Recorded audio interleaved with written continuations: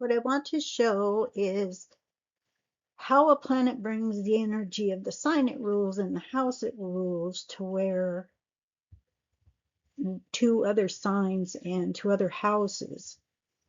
And we're looking at Venus, and these words that are coming up on the screen are different traits that Venus brings. Venus rules two signs and two houses. It rules the second house of Taurus and the seventh house of Libra. So I've combined everything on Venus because Venus rules both of those, and so it brings the energy of both of those signs and houses to wherever it will move in your chart. So, or wherever it transits, or wherever it is natally. And this is showing those two houses. Taurus's house is a fixed house. It's the house of values, money, and possessions. And then Libra is a dynamic cardinal house, and it's ruled by air. Taurus was ruled by earth, and Taurus is more practical and persevering, and Libra is more intellectual, and it rules the house of partnerships and marriage. And I'm combining them because wherever Venus will go could bring traits of either sign and house to where it goes. So the first house, if Venus is transiting the first house, it's affecting Aries and being affected by Aries traits and Mars traits. And Aries is a fire sign. It's motivated, dynamic, cardinal, and it rules the house of self-image. So anything that Aries rules, it brings, it combines with Venus. And so looking at what you could be, your values could be tied up because Aries rules the house of self-image. Your values could be tied up with your self-image. I mean, you could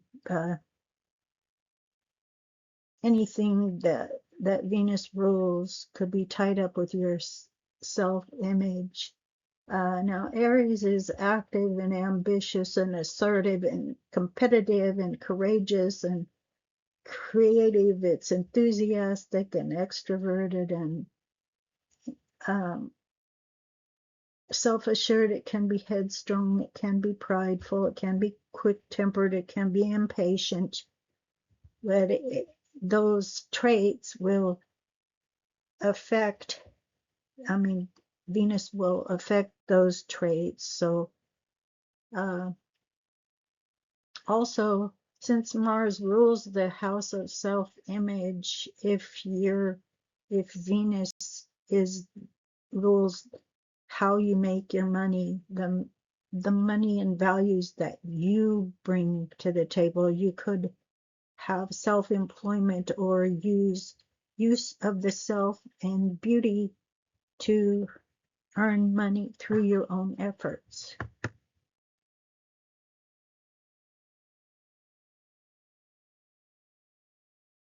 And then when Venus is transiting in Taurus, which is one of its usual houses that it rules, there's a double effect of everything that Venus rules, and it can affect your seventh house, also your partnerships. And let's go to the next slide. So double the luck, double the fun. And it could be a big focus on love and marriage, and your values could be tied up in that. You could have voice talent because Taurus rules the voice, and so you could earn money through the voice, or um, you well, it's a double effect on all the things that those signs rule. Taurus is cautious and conventional and can be determined. It's efficient, industrious, can be introverted, loving, and could be material minded, a patient, possessive, reliable, sensual, warm, can be jealous or stubborn, but and Libra is more affable and aesthetic, artistic, balanced, charming, cooperative, extroverted, flirtatious, gracious, idealistic, and indecisive, kind, peacemaker, refined, sociable, can be frivolous and indecisive, but those traits all combine in the house of values. So any of them can be used in the house of values.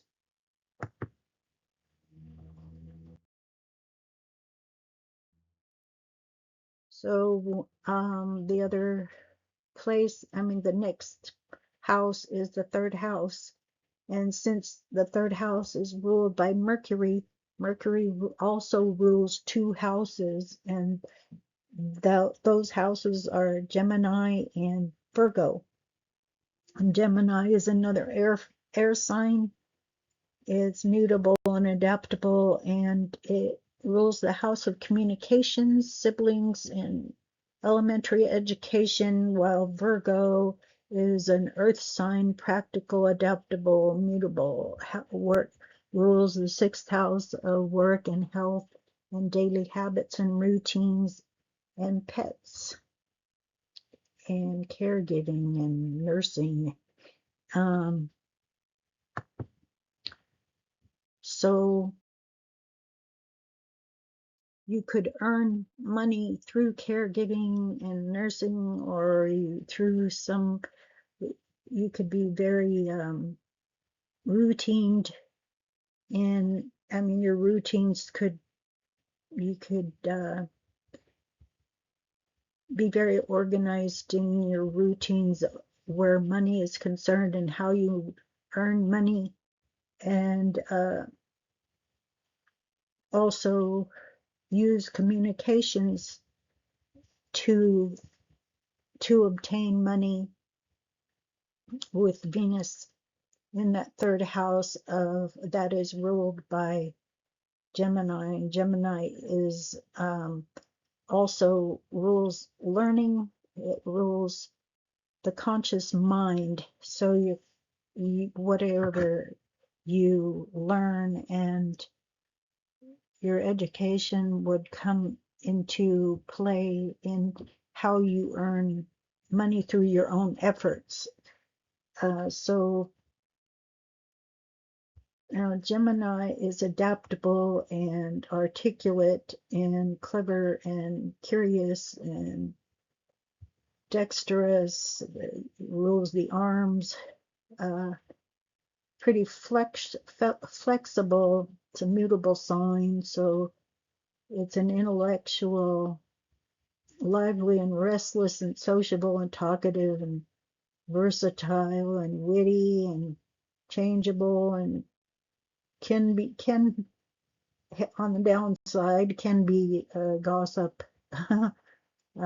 or nervous and tense, and can be cunning.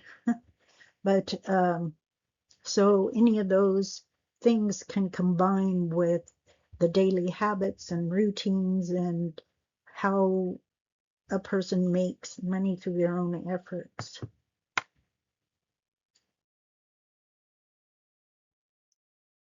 And with Cancer, it rules the fourth house. That's when Venus comes to the fourth house, then it combines with the energy of Cancer, a water sign, and it's water signs are always intuitive. They have psychic skills, and it's Cancer is a dynamic cardinal sign, and it rules the house and home and mother and nurturing and um, domesticity, and it could be very calm and calmness, and introverted, intuitive, moody. It rules your mood, it rules your emotions, rules your inner sensitivities and sympathy and um, empathy, and it rules your inner world. So the things that it rules combines with your values. So you may value being at home a lot, or home matters, and you could even obtain money through your efforts somehow at home. Um, and let me think. You your values could be tied up with your mother. You could make money with your mother. You could um, let's see, use your intuition at home to obtain resources and luxuries. You could uh, enjoy making good food, opulent food, or luxurious food. And that's a Taurus thing. Taurus really is a foodie. But that's one of the things that Venus brings. And so when we're talking about the fourth house of home, could be oriented around a lot of food. And let's see. Next one is the fifth house, which is ruled by Leo and a fire sign. And so that combines the sun's energy, which is your ego and how you show up, your entertainment, your creativity, and so forth, and adding um, the planet of luck, Venus, and luck and love. The sun rules the house of romance. That fifth house is the house of romance, and so and entertainment. So you might be able to make money through entertainment somehow. Your skills in creativity could bring you money. You'd have luck in the area of obtaining luxuries and possessions and money through your own efforts, through in some form of entertainment.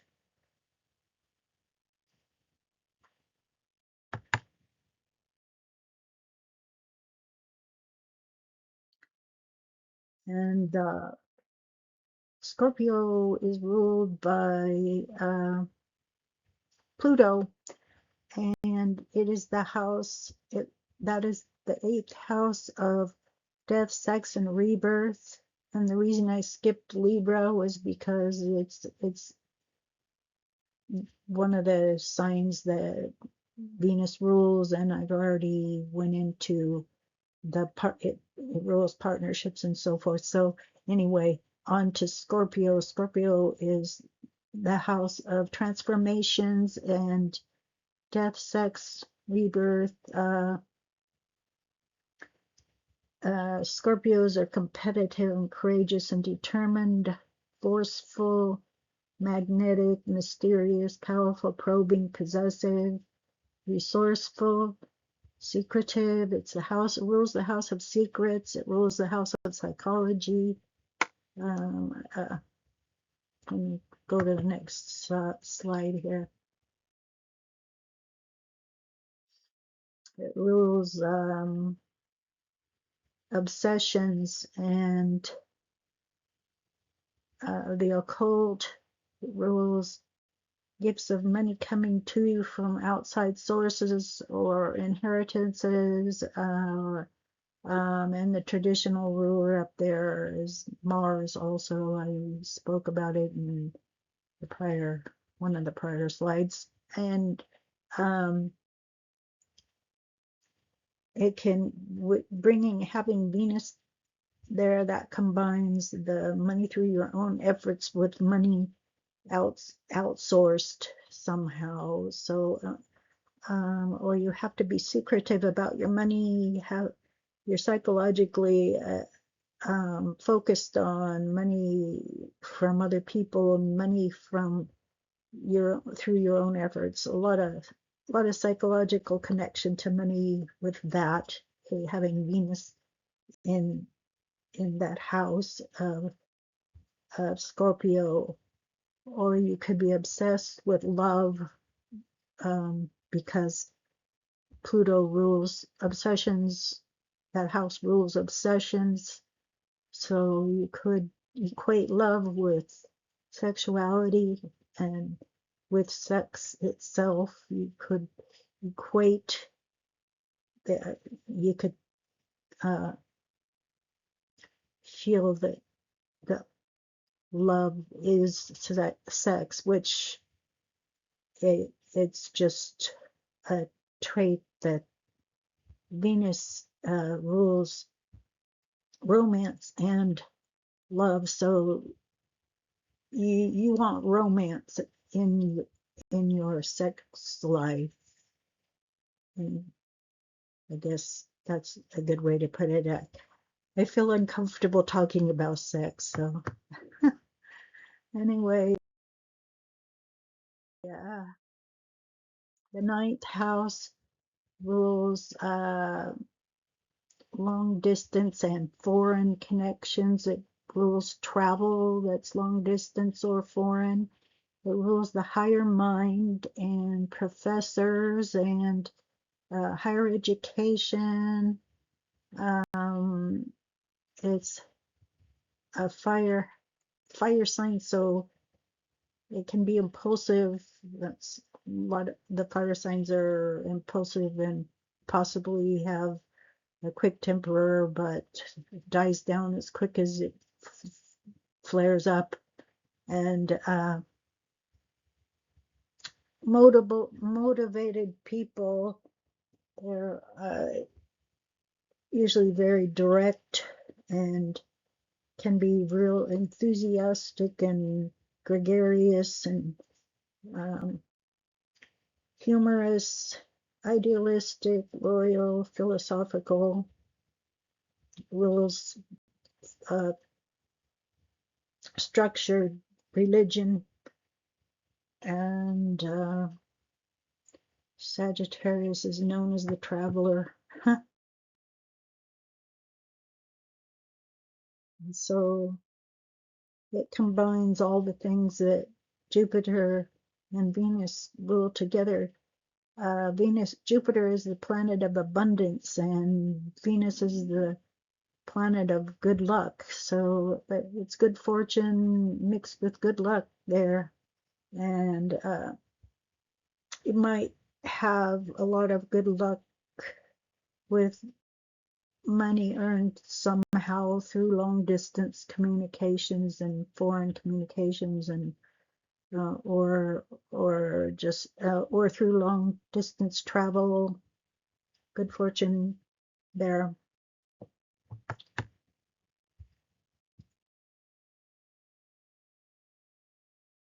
And the house of Capricorn is the 10th house of career. And it also rules the father and government structures and political matters. And it's a cardinal sign, so it's a dynamic energy. And usually ambition is attached to Capricorns, and they're disciplined and methodical and persevering and realistic, responsible, can be rigid, can be serious, uh, can be seek status and seek money and power, and can be pessimistic. So anyway, combined with Venus in that house, then that brings your ability to bring money through your own efforts to your career. So good luck in money in your career, and could even bring money through partnerships to your career. Um, so maybe through your marriage. Uh, that also if Venus was in the house of Libra, it also would bring money through partnerships. So um, I guess I should have put a slide on Libra after all. It's just a little bit uh, when the combined with the combined energy of Venus, um, that didn't occur to me. Anyway, so your career and your father could be instrumental in somehow in the way you get your money or your possessions or your love, because Capricorn rules the father. So and older men somehow, so you might have a partnership or marriage with an older man.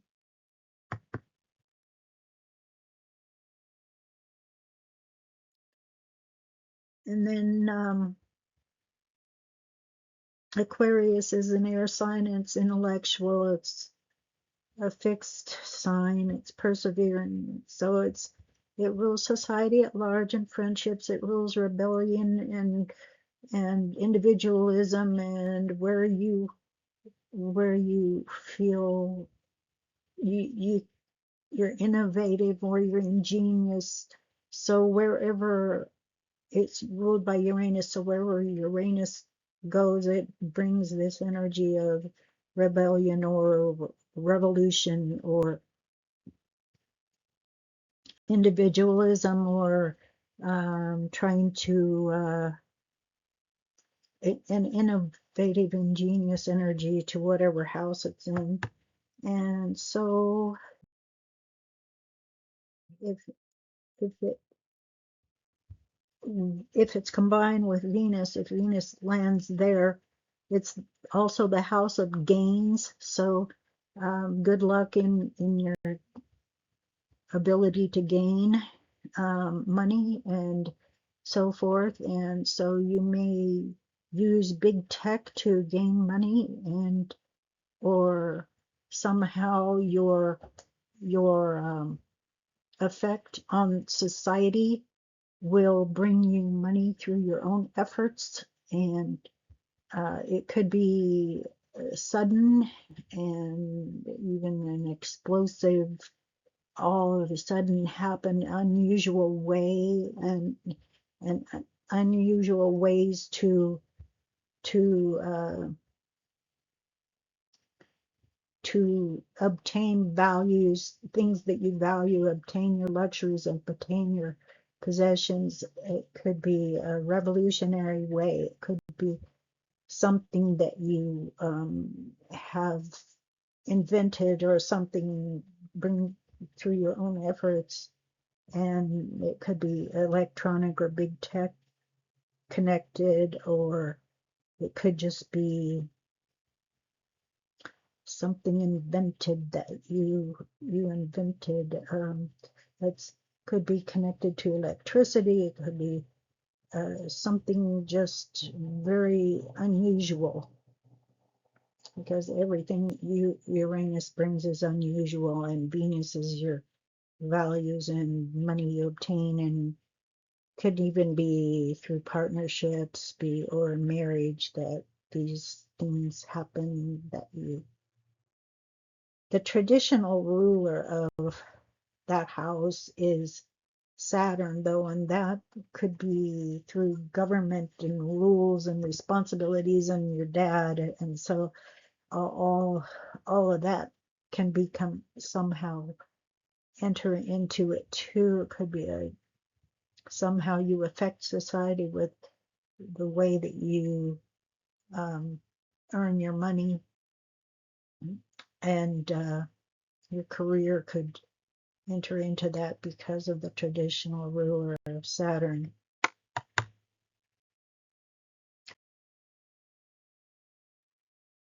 And then the 12th house is the house of Pisces, and it's a water sign again, and intuitive, adaptable, immutable, 12th house of the unconscious and spirituality. It is this nebulous energy that is hard to even describe. It's the connection to the unconscious world, the unseen world, and it could be connection to the divine and to spirituality. And the people that are Pisces can be charitable and creative and dreamers, imaginative, impressionable, idealistic, mystical, peaceful, serious, timid, can be escapist, can can have addictions. It's the house of isolation and hospitalization and addictions, and it can be a confusing energy and can bring illusions. But when you're looking at it, Venus landing there, it could be that because Venus rules the money that you earn, it could be you earn somehow money and good luck through your imaginative side and your creative side, and maybe through your spirituality and your connections to the divine. Or it could could bring you it also has a traditional ruler. That house has a traditional ruler of Jupiter, and so that's abundance and long distance travel and foreign connections and long distance connections. So having the planet of good luck land there, it's supposedly a really good energy to have Venus land there, and because it combines with both Jupiter and Neptune, so it's like religion and spirituality and good luck and abundance. So it isn't all bad, even if it is the house of loss. It's uh, can have hospitalizations and addictions and isolation, but with those two planets, it's usually a better planet to land there than some. And so they all work together, and I think that's my last slide. So anyway, thanks for listening.